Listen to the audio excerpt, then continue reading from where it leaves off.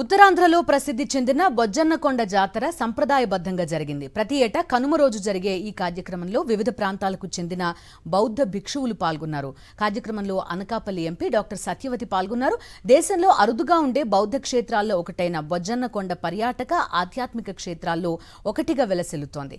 గత పాలనలో ఈ ఆధ్యాత్మిక కేంద్రాన్ని పట్టించుకోలేదు. ఏపీ ప్రభుత్వం ఇప్పుడు అక్కడ అభివృద్ధి పనులు చేపట్టింది. 9 కోట్లతో 2 ఎకరాల విస్తీర్ణంలో ఆధ్యాత్మిక క్షేత్రంతో పాటు పర్యాటక కేంద్రంగా ఈ ప్రాంతాన్ని అభివృద్ధి చేస్తున్నట్టు అనకాపల్లి ఎంపీ డాక్టర్ సత్యవతి తెలిపారు. భారీ ఎత్తున పర్యాటకులు రావడంతో బొజ్జన్నకొండ పరిసరాలు కిటకిటలాడాయి. ఆ వివరాలు మా ప్రతినిధి రామచంద్ర అందిస్తారు. తెలుగు రాష్ట్రాల్లో చూసుకుంటే సంక్రాంతి సంబరాలు అత్యంత వైభవంగా జరుగుతున్నాయి. కొన్ని ప్రాంతాల్లో కోడి పందాలు, ఎడ్ల పందాలు జరుగుతుంటే అనకాపల్లి జిల్లాలో మాత్రం చారిత్రాత్మక బొజ్జన్నకొండను వేలాది మంది కూడా సందర్శిస్తున్న పరిస్థితి. ఒక రకంగా భారతదేశానికి సంబంధించిన నాగరికతకు ఇది ఒక నిదర్శనంగా కూడా చెప్పుకునే పరిస్థితి. ఈ దశలో ఇక్కడ చాలామంది స్థానికులు అట్లాగే వేరు వేరు ప్రాంతాల నుంచి వచ్చిన వ్యక్తులు కూడా ఉన్నారు. చెప్పండి, ఈ బొజ్జన్నకొండ గురించి మీకు తెలిసిందేంటి? మా అనకాపల్లిలో ఇది ఉండడం చాలా అదృష్టం. అండ్ ఇంకోటి కూడా ఇది ఇంకా డెవలప్మెంట్ చేస్తే టూరిస్టులు వాళ్ళు విజిట్ చేయడానికి బాగుంటుందని మా మనస్ఫూర్తి అదే అభిప్రాయం. మేము చాలా రోజుల నుంచి ప్రతి సంవత్సరం ప్రతి కనుమ రోజు ఇక్కడికి వచ్చి ఇక్కడ కనుమ పండుగను సెలబ్రేట్ చేసుకుంటామండి. ఇది ఇంకా అభివృద్ధి చేస్తున్నారు, ఇంకా అవుతుంది కూడా అని కోరుకుంటున్నాం. ఓకే అమ్మ, మీరు కూడా వచ్చారు కదా, ఎట్లాగా ఇక్కడ అంటే టెంపుల్ కొన్ని ప్లేసెస్ వెళ్ళడం ఇది ఎట్లా అనిపిస్తుంది? బుద్ధుడికి సంబంధించిన చాలా ఒక గుడిలాగా కూడా ఉంది కొండ మీద. సో దర్శించుకోవడానికి చాలా వీలుగా చాలా అందంగా ఉంటుంది. మేము అయితే వైజాగ్ నుంచి వచ్చాము. ప్రతి ఇయర్ ఇక్కడే సెలబ్రేట్ చేసుకుంటాము. ఫ్యామిలీతో విజిట్ చేయడానికి మంచి ప్లేస్ అని చెప్పొచ్చు అనకాపల్లి. ఓకే చూడండి, అంటే ఇది ఒక డిఫరెంట్ ప్లేస్గా అట్లా అనిపిస్తుందా మీకు? ఇది యాన్సెస్ట్రియల్గా బాగా పాపులర్గా ప్లేస్ కాబట్టి మరి ఇబ్బంది లేదు. కానీ ఇక్కడ టూరిజం డెవలప్మెంట్ కొంచెం చేస్తే ఇంకా పై ఏరియాస్ నుంచి రావడానికి కన్వీనియంట్గా ఉంటుంది.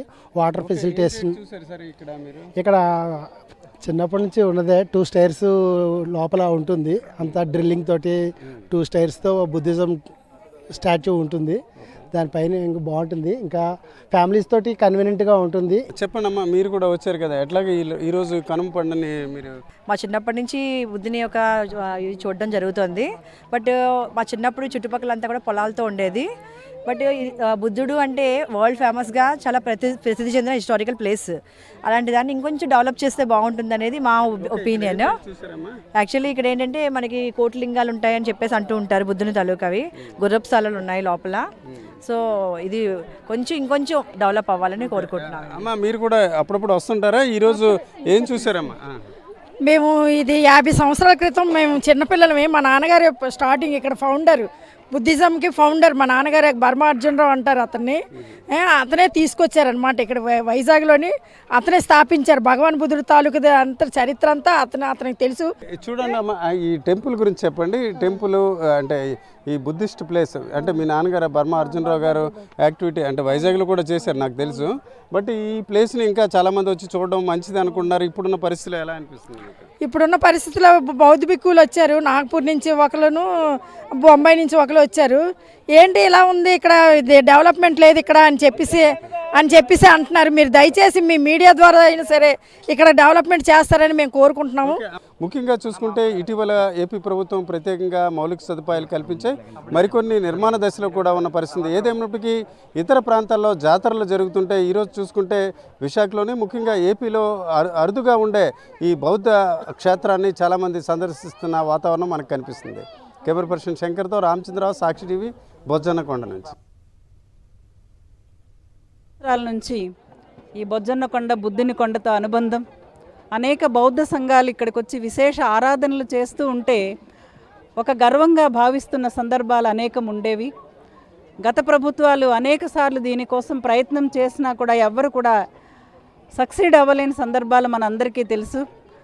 గౌరవ ముఖ్యమంత్రి గారు జగన్మోహన్ రెడ్డి గారు మన ప్రభుత్వం అధికారంలోకి వచ్చిన వెంటనే ఈ ప్రాంతానికి సంబంధించి ఈ బొజ్జన్నకొండ గతంలో జరిగిన ఆ క్యాన్సిల్డ్ కాంపోనెంట్స్ గురించి ముఖ్యమంత్రి గారితో మాట్లాడినప్పుడు ఆయన అందించిన సహాయ సహకారాలు మరువలేనివి. ఎందుకంటే మరొక archaeological survey of India ASI కంట్రోల్లో ఉన్న ఏ మాన్యుమెంట్ అయినా సరే అనేక రకాలైన రూల్ పొజిషన్స్లో వాళ్ళకి పర్మిషన్స్ ఇవ్వడానికి ఇబ్బందులు ఎదురవుతూ ఉంటాయి.